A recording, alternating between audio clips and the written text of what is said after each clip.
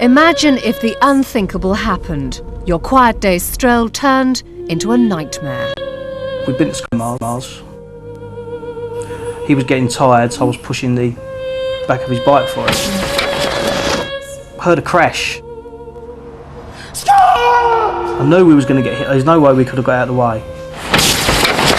All I thought was, if it's me, I've got half a chance. But if it's Scott, you know, nothing. So I picked him and the bike up and threw him to the right hand side. I went up onto the bonnet, my head hit the windscreen, and then he carried on along the pavement. While I was on the bonnet, all I could hear was like screeching metal and Scott screaming, and I thought he was under the wheels. It's like an addiction.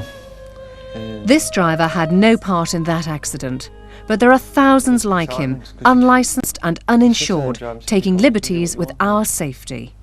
Well, what were you banned for?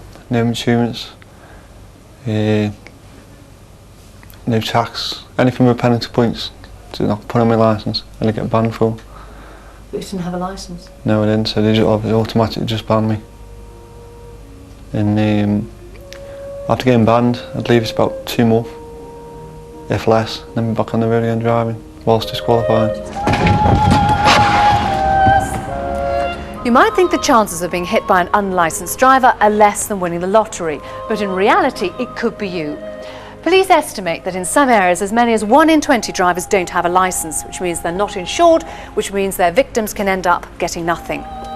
As well as the unlicensed, there are 200,000 disqualified drivers.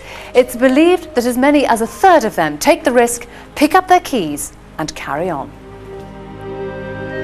It's such a common problem that it only makes headlines when the people involved are well known, perhaps a soap opera connection like the boyfriend of an EastEnders star, or a pop star like rapper Mark Morrison, prosecuted for driving unsupervised on a provisional licence.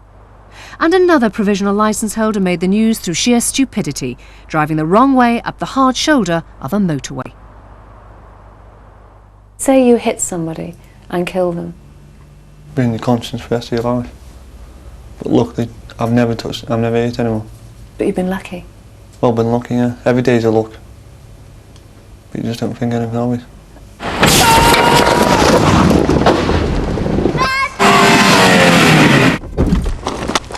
When he was laying on the floor, he was saying, Scott, where are you? And when Daddy pushed me, where I had fell off my bike, I had a scratch on my arm, so I had to go to the hospital and have a Check up on it.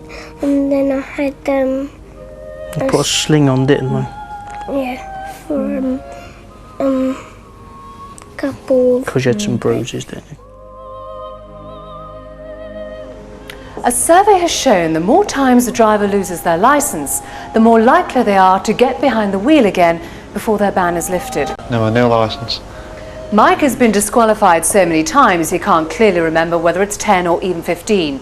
He says people do it because it's the easy option. People go out for a party at night, they go out or they go to the pub, whatever. They've got the car there, they've got the keys in the pocket. They come out of the pub, obviously there's no transport, and the keys in the car, it's just an easy option.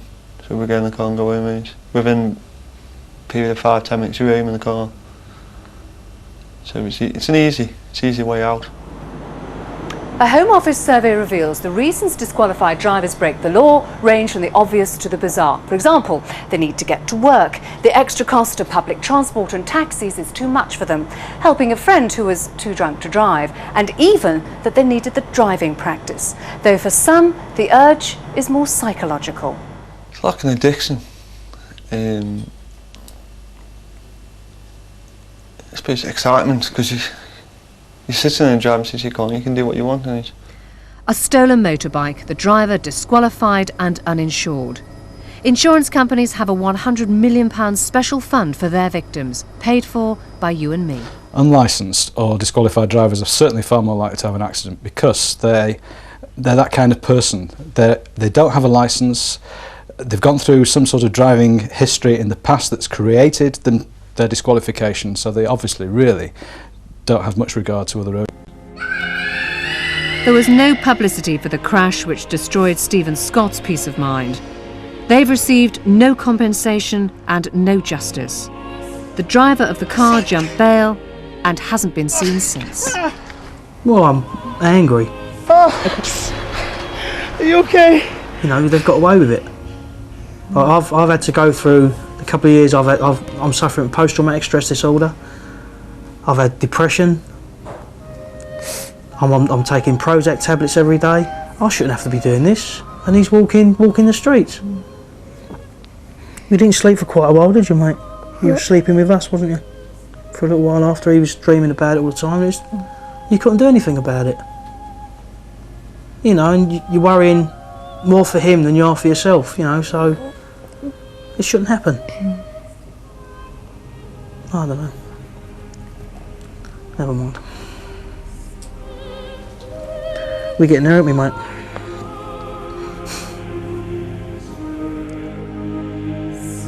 So what can be done?